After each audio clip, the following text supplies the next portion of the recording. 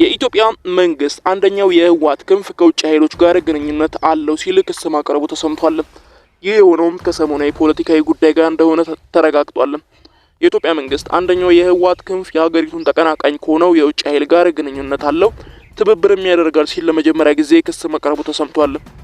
የውጭ ጉዳይ ሚኒስትር ጌዲዮን ጢሞቴዎስ ይህንን ያሉት አርብ አዲስ አበባ ውስጥ ከትግራይ ጊዜያዊ አስተዳደር ፕሬዝዳንት አቶ ጌታቸው ረዳ ጋር በክልሉ ስላለው ሁኔታ ለዲፕሎማቶች ማብራሪያ በሰጡበት ወቅት ነው። ሚኒስትሩ ይህንንና ሌሎችም ክሶችን በህወሓት አንደኛው ወገን ላይ ባቀረቡበት ጊዜ ግንኙነቱ ከየትኛውም የውጭ ኃይል ጋር እየተደረገ መሆኑን በግልጽ አልተናገሩም። በህወሓት አመራሮች መካከል ያለው አለመግባባት በተባባሰበት ባለፉት ወራት በድርጅቱ ሊቀመንበር የሚመራው የህወሓት አንጃ ከኤርትራ ጋር ግንኙነት እያደረገ መሆኑን ተጠቅሶ በተደጋጋሚ ክስ ሲቀርብበት ቆይቷል።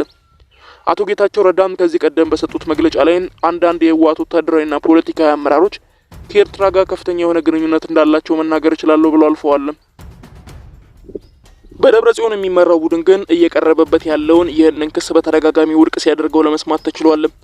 ተቀማጭነታቸውን አዲስ አበባ ለሆኑ ዲፕሎማቶች በተሰጠው ማብራሪያ ላይ የኢትዮጵያ መንግስት አንደኛውን የህወሓት ክንፍ ከውጭ ኃይል ጋር ግንኙነት ከመፍጠር በተጨማሪ ግጭት ለመቀስቀስ ሙከራ እያደረገ ነው ሲል ሲገልጸው ተሰምቷል። የውጭ ጉዳይ ሚኒስትር ጌዲዮን ጢሞቴዎስ መንግስት በትግራይ ክልል የተከሰተውን ወቅታዊ ሁኔታ በቅርበት እየተከታተለ መሆኑን አመላክተውም አንደኛው የህወሓት ክንፍ ጊዜያዊ መንግስትን በግልጽ ኃይል ተጠቅሞ ለመናድ እየሞከረ ይገኛል ሲሉ ገልጸውታል።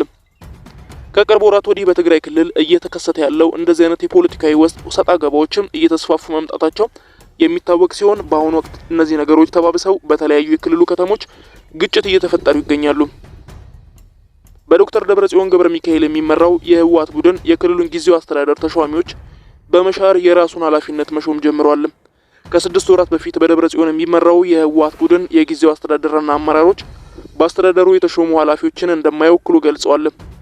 የድርጅቱ ሊቀመንበር ዶክተር ደብረጽዮን ባለፉት ዓመት መጨረሻ በተካሄደው 14ኛው የህወሓት ጉባኤ ያልተገኙ ሲሆን በክልሉ ጊዜያዊ አስተዳደር ያሉ የማዕከላዊ ኮሚቴ አባላትና ስራ አስፈጻሚዎችን ድርጅቱን እንደማይወክሉ አስታውቀው እንደነበር አይዘነጋም።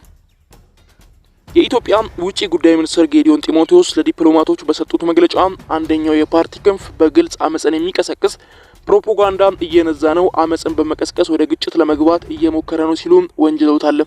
ሚኒስትሩ እንደሚሉት ከሆነ በፕሪቶሪያው ስምምነት መሰረት መተግበር የነበረባቸው የሀገር ውስጥ ተፈናቃዮችን መመለስና ታጣቂዎችን ትጥቅ ማስፈታት እንደዚሁም ማቋቋም በፓርቲው አባላት መካከል ተስተጓጉሎ ይገኛል ሲሉ ገልጸውታል። ከዚህም በተጨማሪም የብሔራዊ ምርጫ ቦርድ መመሪያዎችን አንቀበልም ብለዋል በማለት የፕሪቶሪያውን ስምምነት ችላ እንዳሉት አመላክተዋል።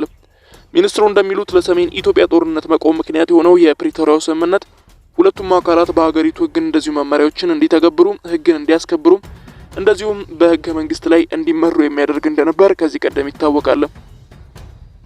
ጌዲዮን ጢሞቴዎስ በስብሰባው አዳራሽ ለተገኙ ዲፕሎማቶች ባስተላለፉት መልእክትም የውጭ ሀገራት እንደዚሁም ዓለም አቀፍ ተቋማት የሚያወጣቸው መግለጫዎች ሁለቱን አካላት የሚወቅሱ ሆነው አግኝተናቸዋል ብለዋል።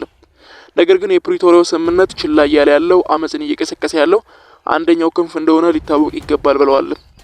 ሚኒስትሩም የፌዴራል መንግስት ሁኔታዎችን በጥንቃቄ እየተመለከተ እንደሚገኝ የገለጹ ሲሆን ያለንን አቅም ተጠቅመን የፕሪቶሪያውን ስምምነት ተግባራዊ እንደዚሁም ደግሞ የተኩስ አቁም እንዲቀጥል በሰሜን ኢትዮጵያ ሰላም እንዲሰፍን እናደርጋለን ብለዋል።